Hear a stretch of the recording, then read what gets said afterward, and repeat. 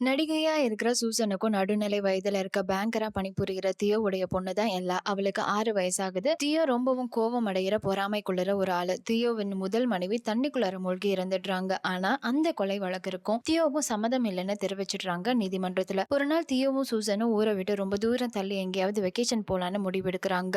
அங்க அந்த இடத்துக்கு போய் தியோவுக்கு பல கெட்ட கனவுகள் வருது. அதனால அவர் ரொம்ப அவதிப்படுறாரு. அந்த வீட்ல ஏதோ ஒரு அமானுஷ்யம் இருப்பதா சந்தேகப்படுறாங்க. அது என்னங்கிறத இன்னைக்கு மூவி ஸ்பாட்லைட் உடைய you should have left movie recap மூலியமா முழுசா தெரிஞ்சுக்கலாம் வாங்க.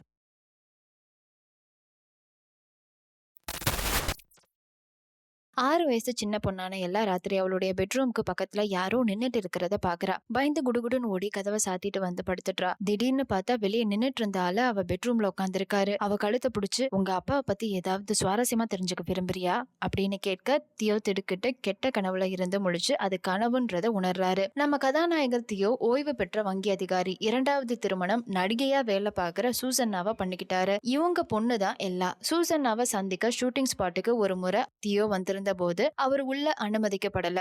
சூசன்னாவுடைய கணவர்னு சொல்லியும் அனுமதிக்கப்படல. காத்திருந்த போது தன்னுடைய மனைவி சூசன்னா ஏதோ செக்ஷுவல் சீன் ரெக்கார்டிங்ல இருக்கான்னு தெரிய வந்த தியோக்கு அது இன்னும் கோபத்தை அதிகரிச்சது. ஷூட் முடிஞ்ச தியோ சூசன்னாவை சந்திக்கும் போது, படக்குழுவினருக்கு நான் யாருன்னு தெரிஞ்சிருந்தோம் என்ன உள்ள அனுமதிக்கல, அவங்க யாருக்குமே என்ன பிடிக்கல அப்படின்னு ரொம்ப வருத்தப்பட்டு தியோ சூசன்னாட்ட சொல்றாரு. சூசன்னா அவளுடைய அடுத்த ஷூட்டிங்க்கு லண்டனுக்கு போறதுக்கு முன்னாடி இன்னொரு வெக்கேஷன் ஃபேமிலியோட போலான்னு 2 பேரும் சேர்ந்து பிளான் பண்றாங்க. வேல்ஸ்ன்ற இடத்துல ஆன்லைன்ல ரெசிடென்ஸ் புக் ஆகுது. பிரச்சனையே இங்கதாங்க தொடங்குது. ரெசிடென்ஸ் இவங்க 2 பேருமே புக் பண்ணல, தானாவே புக் ஆகுது. வெக்கேஷனுக்கு அந்த ரெசிடென்ஸ் வந்து சேர்றாங்க. ரெசிடென்ஸோட சைஸை பார்த்து எல்லாரும் அசந்து போறாங்க. இந்த இடத்துல ஏதோ விசித்திரமா இருக்குன்னு நம்ப தொடங்குறாங்க. ராத்திரி எல்லாம் அவளுடைய அறையில விளையாடிட்டு இருக்கும்போது சுவற்றுல ஏதோ ஒரு நபருடைய நிழலை பாக்குறா. ஆனா அது அவங்க குடும்பத்தினரோட உருவம் இல்லைன்றது மட்டும் நிச்சயமா எல்லாம் சொல்ல, தியோ அதை ஒரு பெரிய விஷயமா எடுத்துக்கல. தூங்குறதுக்கு முன்னாடி தியோவும் சூசனும் அவங்களுடைய ஃபேவரட் சீரியஸை பார்த்துட்டு தூங்கலான்னு பிளான் பண்றாங்க. தியோ அதுக்கு முன்னாடி வீட்டுல எரிஞ்சிட்டு இருக்கிற எல்லா லைட்டையும் அமர்த்திட்டு வரேன்னு போறாரு. அப்போ மணி சரியா 10:34. தியோ லைட் எல்லாம் ஆஃப் பண்ணிட்டே வர ரூம்குள்ள உடைய லைட் எல்லாமே ஆன்ல இருக்கு. அவர் அமர்த்திட்டே வர அவர் போன பிறகு ஒவ்வொரு லைட்டும் தானாவே ஆன் ஆகுது. தியோ அவருடைய பெட்ரூம்க்கு மறுபடியும் வரும்போது சூசன் ஆழ்ந்த தூக்கத்துக்கு போயிருந்தாங்க.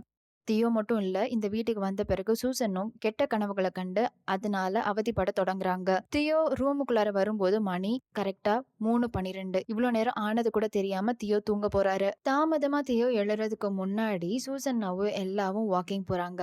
எல்லா அவங்க அம்மா கிட்ட ஏன் அப்பாவை யாருக்குமே பிடிக்கல, எல்லாரும் திட்டிட்டே இருக்காங்க அப்படி இப்படின்னு தொடர்ச்சியா அவரை பத்தி கேள்வியா கேட்டுட்டு இருக்கா. அதுக்கு கண்டிப்பா பதில் சொல்ல வேண்டிய கட்டாயத்துல தள்ளப்படுறா சூசன். அப்பா என்னைய 2வது திருமணம் செஞ்சுக்கிட்டாங்க. முன்னாடி அவருக்கு ஒரு மனைவி இருந்தாங்க.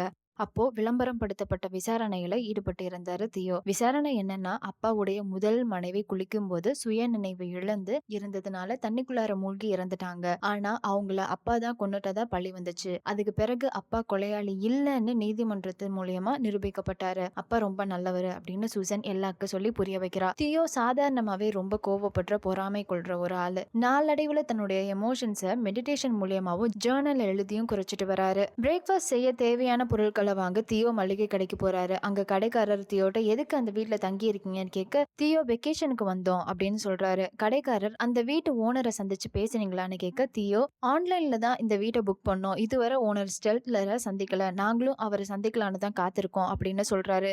தியோ அந்த வீடு புதுசா கட்டியிருக்காங்களான்னு கடைக்காரர்கிட்ட கேட்க, அந்த கடைக்காரர் இல்ல, இந்த வீடு வந்து 4 வருஷம் ஆச்சு, அதுக்கு முன்னாடி ஒரு வீடு இருந்துச்சு, அதுக்கு முன்னாடி இன்னொன்னு, அதுக்கு முன்னாடி இன்னொரு வீடு இருந்துச்சு அப்படின்னு சொல்றாரு. பொருள் எல்லாம் வாங்கிட்டு மீதி காசுக்கு பதிலா அந்த ஷாப்கீப்பர் ரூலர் ஸ்கேல் ஒண்ணு கொடுத்து சரியான ஆங்கிள்ஸை அளவிடுங்கன்னு சொல்லி அனுப்பிடுறாரு. குழப்பத்துல வெளியேறின தியோ அவருடைய காருக்கு முன்னாடி இன்னொரு லேடி நிக்கிறத பாக்குறாரு. அவங்களும் அதே கேள்வியை கேக்குறாங்க தியோவை பார்த்து. அந்த மலையில இருக்க வீட்டுல தான் நீங்க தங்கி இருக்கீங்களான்னு அந்த லேடி கேட்க, தியோ ஆமான்னு பதில் சொல்றாரு. மறுபடியும் அந்த லேடி அந்த வீட்டு உரிமையாளர் ஸ்டெல்ட்லரை சந்திச்சிங்களான்னு கேட்க, தியோ இல்லைன்னு சொல்றாரு. அதுக்கு அந்த லேடி மறுமொழியா, ஆனா உங்களை அந்த உரிமையாளர் ஏற்கனவே பார்த்துட்டான் அப்படின்னு சொல்லிட்டு கிளம்பிடுறாங்க. இதை எதையுமே கேட்டு பொருட்படுத்தாம வீட்டுக்கு வந்த தியோ கிட்ட, உங்களுக்கு இப்படி நடந்ததுக்கு நான் ரொம்ப வருத்தப்படுறேன்ப்பா அப்படின்னு எல்லாம் சொல்றா. தியோ இதை கேட்ட உடனே கொலாப்ஸ் ஆகி சூசன்ட்ட என்ன நடந்துச்சு அப்படின்னு கேக்குறாரு. சூசன் அவரை பத்திய உண்மைகளை அவள்கிட்ட சொல்லிட்டதா சொல்றா. இத்தனை நாள் இதை நானே அவள்கிட்ட சொல்றதுக்காக தான் காத்திருந்தேன். நீ அதை சொல்லி எல்லாத்தையும் பாழாக்கிட்ட. அவ என்னை பத்தி என்ன நினைப்பா அப்படி இப்படின்னு தியோ சூசனை விட்டு வாங்குவாங்கன்னு வாங்குறாரு. அவளும் பதிலுக்கு அவரை திட்டிட்டு போன் எடுத்துட்டு போயிடுறா. ஆனா இவங்க சண்டை போட்டதுல ரொம்ப முக்கியமா கவனிக்க வேண்டிய விஷயம் என்னன்னா, 2 பேருமே வெக்கேஷனுக்கு இந்த வீட்டை புக் பண்ணல.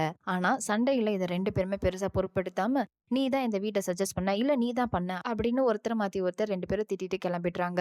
டின்னர் சாப்பிட்டு முடிச்ச பிறகு தியோக்கு சூசன் மேல திடீர்னு ஒரு சந்தேகம் ஏற்படுது. எப்போதுமே மொபைலும் கையுமா இருக்காளே, இவ வேற யார் கூடயாவது ரிலேஷன்ஷிப்ல இருக்காளோ அப்படின்னு சந்தேகப்பட்டு அவ குளிக்க போன நேரமா பார்த்து அவளுடைய மொபைல் லேப்டாப் எல்லாத்தையும் செக் பண்ணி பாக்குறாரு. ஆனா சந்தேகப்படுற மாதிரி எதுவுமே அவருக்கு கிடைக்கல. தான் செஞ்ச தப்ப உணர்ந்து அவ குளிச்சுட்டு வந்த பிறகு சூசனை பார்த்து மன்னிப்பு கேட்கிறாரு தியோ. திடீர்னு ராத்திரி தூக்கம் வராம எழுந்து மாடிக்கு போய் கொஞ்ச நேரம் மெடிடேட் பண்றாரு. அதுக்கு பிறகு ஜேர்னல் எழுதலான்னு அதை ஓபன் பண்ணா, யாரோ அவருடைய ஜேர்னல்ல இப்பவே வீட்டை விட்டு வெளியே போ அப்படின்னு எழுதி இருக்கிறத பார்த்து அதிர்ச்சி அடைஞ்சு சுத்தி முத்தி யாராவது இருக்காங்களான்னு பாக்குறாரு. அப்போதான் திடுக்கிடுற ஒரு சம்பவம் நடந்துச்சு. அவர் திரும்பி பார்க்கும்போது கண்ணாடியில தெரிஞ்ச அவருடைய பிரதிபலிப்பு அவரை பார்த்துட்டு இருந்துச்சு. ஆனா தியோ அதை கவனிக்கல. தியோ கவனிச்சதோ 2 புக்கேஸுக்கு நடுவுல புதுசா ஒரு கதவு இருப்பதையும், அதை திறந்து பார்த்தா கீழே இறங்க இன்னொரு படிக்கட்டு இருப்பதையும் பாக்குறாரு. என்ன புதுசா இது எப்போ வந்துச்சுன்னு பார்க்க, அதுல இறங்கி போனா வழி நெடுக்க அவரும் எல்லாவும் இருக்க மாதிரியான புகைப்படமா இருக்கு. அந்த போட்டோஸை பின்தொடர்ந்து போனா எல்லாவுடைய உடல் மூழ்கி இறந்த நிலையில இருப்பதை பாக்குறாரு. அதிர்ச்சி அடைஞ்சு தியோ இது கண்டிப்பா கனவாதான் இருக்கும்னு தன்னைத்தானே அடிச்சுக்கிட்டு இது கனவுதான் கனவுதான் சொல்லிட்டு கையை அறுத்துக்கிறாரு. ரத்தம் வர்றது வலிக்குது. மறுபடி கழுத்துல பாட்டில வச்சு குத்தி இறந்து போக முயற்சி செய்யும் போதுதான் கண் முழிச்சு கனவுல இருந்து வெளியே வராரு. பயந்து எழுந்த பிறகு தன்னுடைய கனவை சூசனுக்கு விளக்குறாரு. மறுபடியும் 2 பேரும் சேர்ந்து மேல் அறைக்கு வந்து செக் பண்ண அங்க புக் ஷெல்ஃப் மட்டும்தான் இருந்துச்சு. இந்த இடத்த பத்தியும் வீட்டை பத்தியும் மேலும் 2 பேரும் பேசும்போது 2 பேரும் ஒரு விஷயத்த பகிர்ந்துக்கிறாங்க. அதாவது இந்த வீடும் இடமும் 2 பேருக்குமே பிடிக்கல. சோ இந்த வீட்டை விட்டுட்டு இன்னைக்கே புறப்பட முடிவெடுக்கிறாங்க. சாப்பிட்டு கிளம்பலான்னு தியோ பிரேக்ஃபாஸ்ட் ரெடி பண்ண வெளியே எல்லாவும் சூசனும் விளையாடிட்டு இருக்கிறத பாக்குறாரு. நீங்க 2 பேருமே பார்க்க அழகா இருக்கீங்கன்னு தியோ சூசனுக்கு டெக்ஸ்ட் பண்ண மெசேஜ் ரிசீவ் ஆன சத்தம் வீட்டுக்குள்ளார கேக்குது. ஆனா சூசன் மொபைலோட வெளியே இருக்கிறத பாக்குறாரு. மறுபடியும் இன்னொரு மெசேஜ் அனுப்பும் போதுதான் தெரிஞ்சுக்கிறாரு சூசன் 2 மொபைல் வச்சிருக்கான்னு. இது தெரிஞ்சு ரொம்ப வருத்தப்பட்ட தியோ மேல் அறைக்கு போய் அவருடைய ஜேர்னலை திறந்து பாக்குறாரு. அதுல கனவுல இருந்த மாதிரியே இப்பவே இந்த வீட்டை விட்டு போ அப்படின்னு எழுதி இருந்துச்சு. அது மட்டும் இல்லாம அதுக்கு மறுபக்கத்துல நீ வீட்டை விட்டு ஏற்கனவே போயிருக்கணும், இப்ப ரொம்ப தாமதமாகிருச்சு அப்படின்னு எழுதி இருந்ததை பார்த்துட்டு இது கண்டிப்பா சூசன் தான் எழுதி இருக்கணும். யாரையோ போய் சந்திக்கணும்ன்றதுக்காக இந்த வீட்டை விட்டு போக இதெல்லாம் அவ போட்ட திட்டமா தான் இருக்கணும்னு நம்பி கோவமா அவளை போய் சந்திக்கிறாரு. 2 பேரை சமாளிக்கிறது உனக்கு ரொம்ப கஷ்டமா இருக்கும் அப்படின்னு சொல்லி அவளுடைய 2வது மொபைல்ல அவள்கிட்ட கொடுக்குறாரு தியோ. சூசன் அதை வாங்கிட்டு ஆமா மேக்ஸ்னு இன்னொரு ஆக்டர் கூட எனக்கு தொடர்பு இருக்கு அப்படின்னு சொல்ல அதை கேட்டு தியோ இன்னும் கடுப்பாகி இப்பவே இந்த வீட்டை விட்டு கிளம்பு அப்படின்னு சொல்றாரு. எல்லாவையும் கூட்டிட்டு போக சூசன் தயாராகும் போது தியோ எல்லாம் என் கூடவே இருக்கட்டும், நீ மட்டும் போ அப்படின்னு அவளை மட்டும் அனுப்பி வச்சிடுறாரு. சூசன் போன பிறகு தியோவும் எல்லாவும் சில வினோதமான விஷயங்களை பாக்குறாங்க. எல்லா தண்ணிய கீழே கொட்டிடுற, ஆனா அது பிரியும் போது 2 பிரிஞ்சு போகுது. தியோ அந்த ஷாப்கீப்பர் கொடுத்த ரூலரை உபயோகப்படுத்தி ஆங்கிள்ஸ் வித்தியாசமா இருக்கிறத கவனிக்கிறாரு. கிச்சன் வீட்டுக்குள்ளார ரொம்ப பெருசா இருக்கு, ஆனா வெளியே ரொம்ப சின்னதா இருக்கு. அதை அளந்து பார்த்து ரொம்ப குழப்பத்துல இருக்காரு. தியோ பில்டிங்க்கு வெளியே நிக்க எல்லா அவளுடைய கோட்டை எடுத்துட்டு வரேன்னு உள்ளார போறா. இவரு வெளியே இருந்து அவளை கவனிச்சுட்டே இருக்காரு. உள்ள போன பொண்ணு வெளியே வந்துட்டே இருக்கும்போது திடீர்னு காணாம போயிடுறா. எல்லாம் ஏதோ கண்ணாமூச்சி தான் விளையாடுறான்னு நினைச்சு தியோ அவளை மாஞ்சு மாஞ்சு தேடுறாரு. கண்டே பிடிக்க முடியல. தியோ ஏதோ ஒரு ட்ரீம் வேர்ல்டுல மாட்டிக்கிறாரு. அதே போல எல்லாவும் ஒரு ட்ரீம் வேர்ல்டுல மாட்டிக்கிறா. அவ அப்பாவை தேட, அப்பா பொண்ணை தேட 2 பேரும் மாத்தி மாத்தி தேடிட்டு இருக்காங்க. உடனுக்குடனே வீட்டுக்குள்ளார வேற வேற மாதிரி சுவர் எல்லாம் மாறுது. இவங்க எங்க இருக்காங்கன்னு இவங்களுக்கே தெரியல. எல்லாம் இருந்த அறையில ஒரு பாத் டப் இருக்கு. அதுல யாரோ மூழ்கி இருக்கிறத பாக்குறா. அதை பார்த்து பயந்து ஓடும்போது அந்த வீட்டு ஓனர் ஸ்டெல்ட்லரை சந்திக்கிறா. ஸ்டெல்ட்லர் தான் முதல்ல தியோவுடைய கனவுல எல்லா கழுத்தை நெரிச்சவரு. நிஜத்துல அவரை பார்த்து பயந்து மறுபடியும் ஓட அவளுடைய அலறல் சத்தம் கேட்டு தியோ பின்தொடர எப்படியோ ஒரு வழியா கடைசியில எல்லாவ கண்டுபிடிச்சிடுறாரு தியோ. அந்த சம்பவத்துக்கு பிறகு 2 பேரும் ஒப்பந்தம் போடுறாங்க. இது மாதிரி ஒருத்தர் வீட்டுல தனியா விட்டுட்டு எங்கேயுமே போக கூடாதுன்னு. தியோ அவங்க 2 பேரையும் அங்கிருந்து கூட்டிட்டு போக சொல்லி தகவல் தெரிவிக்கிறதுக்காக சூசனுக்கு கால் பண்றாரு. ஆனா சூசனுடைய போன் ஸ்விட்ச் ஆஃப்ல இருக்கு. சோ அடுத்து தியோ ஷாப்கீப்பருக்கு கால் பண்ணி டாக்ஸி ஏதாவது அவங்க இருக்கிற லொகேஷனுக்கு புக் பண்ண முடியுமான்னு கேக்குறாரு. ஷாப்கீப்பர் அப்படி எந்த சர்வீஸுமே இந்த சுத்து வட்டாரத்திலேயே இல்லைன்னு சொல்றாரு. அப்புறம் அந்த வீட்டை பத்தி ஏதோ ஒரு வினோதமான முறையில ஒண்ணு விவரிக்கிறாரு. அந்த இடத்துல முதல்ல இருந்தது சாத்தான் கட்டிய டவர். அதுக்கு பிறகு நாளடைவில் டவருக்கு பதிலா அது வீட்டை அமைச்சிருச்சுன்னு சொல்றாரு ஷாப்கீப்பர்.